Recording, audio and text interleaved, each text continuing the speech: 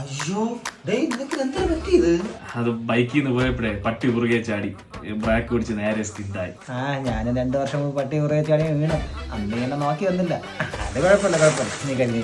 അളിയാ സത്യം പറഞ്ഞാൽ നീ അന്ന് വീണ് കിടന്നപ്പോഴേ ഞാൻ നാട്ടിലില്ലായിരുന്നു, കൊല്ലത്തായിരുന്നു.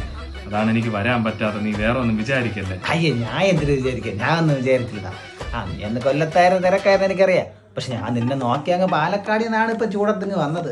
അയ്യേ നീ ആപ്പിൾ ദൂരെ കഴിച്ചിട്ടളിയാ. നിനക്ക് വേണ്ടി ഞാൻ പാലക്കാടിൽ നിന്ന് കോഴിക്കോട് വാങ്ങിച്ചോണ്ട് ആപ്പിളാണ്, ഫ്രഷ് ആപ്പിൾ. കഴിയളി അങ്ങോട്ട്.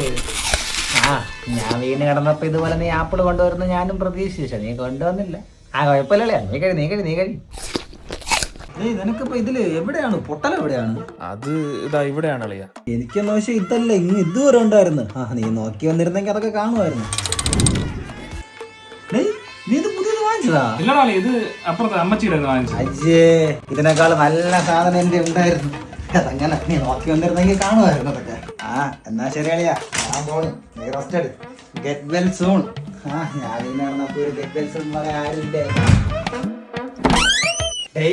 ഞാൻ ഇനി വീണ് കിടക്കും. അപ്പോഴെങ്കിലും നോക്കി വരണേ. നമുക്ക് എന്തെങ്കിലുമൊക്കെ വേണ്ടി പറഞ്ഞിരിക്കാം.